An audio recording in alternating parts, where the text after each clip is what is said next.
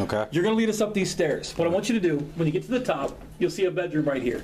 There are two things I'd like you to check on. Okay. There's a small table. It's got some cards on it. They should be in nice, neat stacks. The second thing I'd like you to check, there's a chain stretched all the way across that room. Okay. If that chain is moving as you go up, please let us know. We'll meet you outside. Folks, we'll give Pete just a minute to go up and check on those things, and then we're going to follow him up.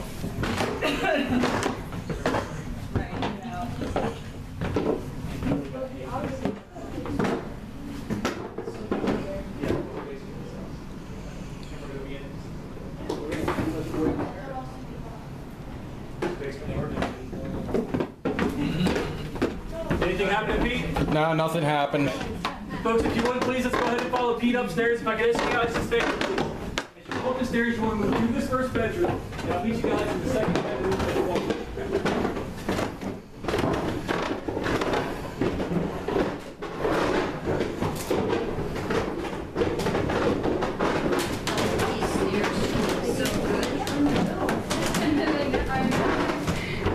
They must have been really little.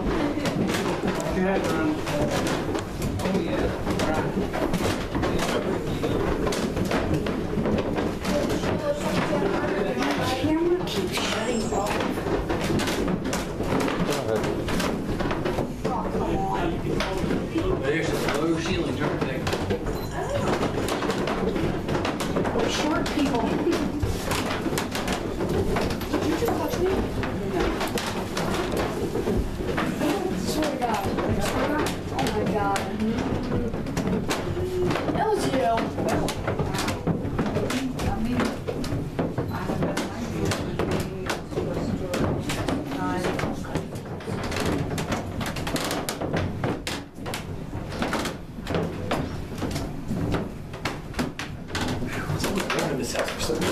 I'm cold right here. Oh, yeah? Yes. Oh, okay. All right. Okay. Too good to be true. Okay, folks. Remember I told you guys that we're going to be walking literally through history? Jennie was shot and killed in the kitchen. Okay? Why wouldn't they have just gone outside the kitchen door into the basement? To be safe. Say that again? Or upstairs. They did come upstairs. Why wouldn't they have just simply gone out the kitchen door into the basement? Because the basements were outside. The basement entrance was outside. Okay. Why didn't they just do that? Why couldn't they have just ducked into the basement from the outside? Thank you. Folks, the fighting was literally right out in front of this house. Had they walked out, they would have been shot. That's why they come up here. Okay? Let's back up for just a minute. Guys, as Pete came up, there were two things I asked him to check on. Do you guys see the small table there with the cards on it, right? Very nice, neat stacks. The second thing I asked him to check was this chain. The reason I asked about that chain, folks, 6 weeks ago, we had a very cool incident happen on one of our tours. Pete is going to come up the street and create that. Pete, I'm going to ask you to volunteer one more time for me if you don't mind. That's what I'm all here for. All right. What I need you to do for me is stop right where you're at and put your back right into this corner. My back into this corner. Yep, just like that. Okay. Guys, we had a young man standing here 6 weeks ago, just like Pete is. Our tour was in this room and somewhere in the other bedroom. Yeah. Oh, boy. All of a sudden, folks, all of a sudden we hear this sound. That chain came off and dropped just the way it did.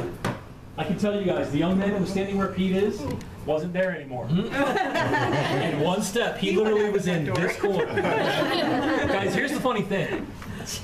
Those of us that were here that night can't seem to remember where this young man's hands were. If they were in front of him, if they were behind him in his pockets, nobody really remembers. What we do remember, though, is when we hooked that chain back up, we suddenly realized something. And I want you guys to watch this for me.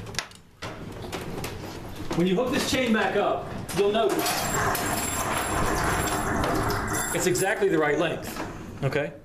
And when you hook this, you've got to pull it, let it down, so that even if you go like this, it doesn't come off on its own. You have to lift it up, okay? Folks, why did the chain do that? Well, probably because of two little boys who like to haunt the upstairs of this house. We'll talk about them in just a minute. Folks, let me give you guys a little history as I begin the oldest ghost story in the Jennie Wade house. When Jennie was killed that morning, she would have been wrapped in a quilt, simply carried up the stairs we all just walked up. It would have come through that first small bedroom into here. Why? Georgia had remembered that on the first day's fighting, an artillery shell hit this house. She said from the north side, which is over here. Imagine it comes through the roof, through the ceiling, hits the wall separating the two families' homes. She said it punched through, and it stopped near the floor in the bedroom on the other side. She said to the soldiers that came into the house, maybe we can get out this way. So they pack everyone up and bring them up here. But as they come into this room, they very quickly realize that nobody is getting out through the hole in that wall. As they describe it, the hole that was made was only the size of a dinner plate, not nearly big enough to crawl through. Folks, imagine what happens. Jennie is here, okay, she's already dead. You've got Georgia, Jennie's older sister, her newborn baby, 7 days old, her 2 little brothers, Harry and Isaac, and of course, Mom. They're all up here, and they all want to get out of this house. 6 people and 2 soldiers. What happens? Folks, half an hour goes by. Those soldiers kick at that wall with their boots, they hit it with their muskets, and finally make a hole big enough, just barely, they say, to crawl through. They turn and look at Georgia and say, Georgia, you and the baby should go through first. That way, if anything happens, you 2 have a chance to get out safely. Georgia wanted no part of that. She was convinced that if she had gone through that wall, Jennie would have been left behind. She said, no, you take Jennie through first, and then I'll follow. And that's exactly what happened. Those soldiers carried Jennie through the hole in the wall. George and the baby went, the boys, and then Mrs. Wade. Folks, imagine. This half of the house belonged to the McClellan family. That was George's married name. That half of the house belonged to the McLean family, a totally separate family. Okay? As we step through tonight, again, we're going to be walking in those footsteps. Guys, keep those facts in mind for just a minute as I share with you the oldest ghost story in the Jennie Wade house.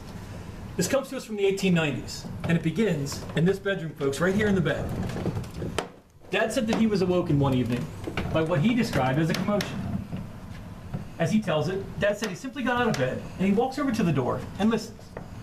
Downstairs, he said he could hear voices. There was furniture moving. All he wanted to do was get his family out of this house, because if somebody had come in to rob them, all he wanted to do was leave. But Dad has a problem. The only way out of the house is down that staircase. The wall had long since been fixed. So what does Dad do? He said he stood here and listened.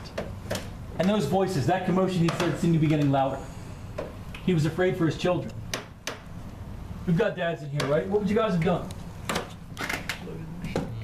Loaded the shotgun. That's a fair answer. Guys, he said he didn't panic, but he acted quickly. Imagine. He said he walks into this room where his kids were. He said he literally drags them out of bed, back into this room. He and his wife and kids hide in this corner, as far away in the house as they can get. But they can still hear that commotion. And Dad knows that his family's minutes are numbered. They're not going to make it to see the next day. The commotion, he said, came into the kids' room, and he knew their time was limited.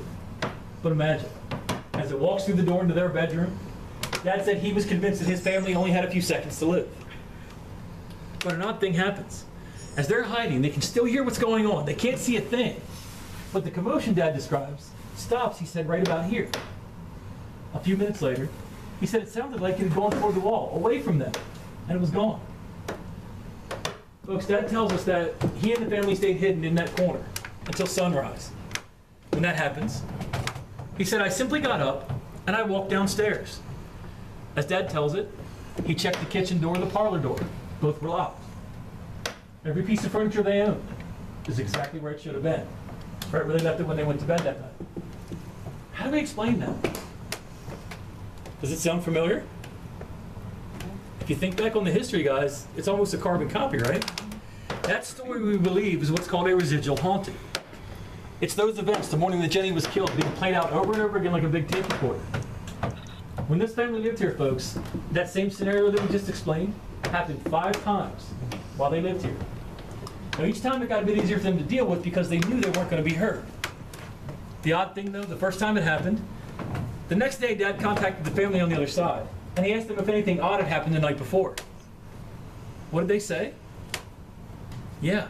They said in the middle of the night, it sounded like something came out of our wall. They said it moved through our bedroom, through the kids' room, and it went down the back staircase, and then we heard the kitchen door open and close, and it was gone. That's that residual haunting, guys. Okay. One more quick story about the boys up here, and then we're going to move. The chain, folks, and you guys will see it's still moving, right? I know these guys are standing here watching it. You guys all know what mediums do, right? You've heard of them or at least seen them on TV, right? A lady named Kathy Curtis is a medium that's worked with ghostly images for quite a few years. She has taken many private tours of this house, and on one occasion, Kathy had this experience. She started, she said, in the kitchen, where we all did. She came up the staircase. She walks into this first bedroom. She said she stopped for a minute, looked around, and then proceeded to walk through the door. She comes into this room. Something she said caught her eye out the window. So she goes to the window and looks, turns around, and makes her way toward this hole in the wall. As she gets here, sir, can I actually step for me a second? As she gets here to the hole in the wall, she stops and looks at the bed, and Kathy gets very excited. She said, Joe, look, look, look! There are two little boys. Our manager, Joe, was with her. Look, look, and there were no little boys. But Kathy insisted. She said, Joe, they're right there, look! Joe looked again. No little boy. Before he realized it, Joseph and Kathy had taken a harmonica out of her pocket, and she began to play a song. As Kathy describes it, the boys she'd seen on the bed, she said they jumped off the bed and began to dance. About a minute later, they simply stopped, so Kathy stops playing. She turns to Joe and says, Joe, I have kind of a weird question to ask you. Guys, Joe was ready for it. He knows, like I do from experience, if you work in Gettysburg long enough, weird questions are actually quite normal. Okay? So Kathy turns to him and says, Joe, the boys asked me to play them a song. Should I play it? Well, he says, yeah, Kathy, absolutely play it. But what do they want to hear? What do you guys think? What do they want to hear? The Eagles? No. Elvis? No. Ghostbusters, they've always said before, all great. What the boys wanted to hear is very simple. It's a Confederate marching song. Dixie. And so Kathy obliged. She played a few bars of Dixie on the harmonica. The boys responded, she said, by simply starting to dance again. And almost immediately, they were gone. When that happens, Kathy takes the harmonica, puts it right back in her pocket, and she takes a single step from this side of the house to the other side. In that one step, she said the temperature dropped at least 20 degrees. Joe was only a few seconds behind her. When he stepped through, he said he noticed no temperature change at all. Folks, those little boys love to get our attention, and one of their favorite things to do is move that chain. And we think the night that this happened 6 weeks ago, it was those two little boys. As I can tell you this, we were up here on tour that night, and there was another tour group below us in the house. That chain hit the floor so loudly. The other tour guide was downstairs. She came running up and said, Eric, what fell? Which one of the mirrors is broken? She thought one of the mirrors had fallen off the wall. But all I did was point at the chain. And she said, oh. Because she knew what happened the second she saw it. Folks, that being said, do you guys have any questions? It was. How long did Jennie's sister and the boys live here after? Georgia stayed here 63. She was here until about 66. And then she moved out to Iowa.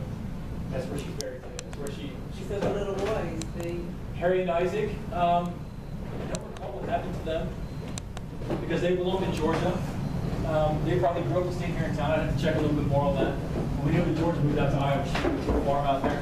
That's where she retired, where she died. She's still here today. Good question.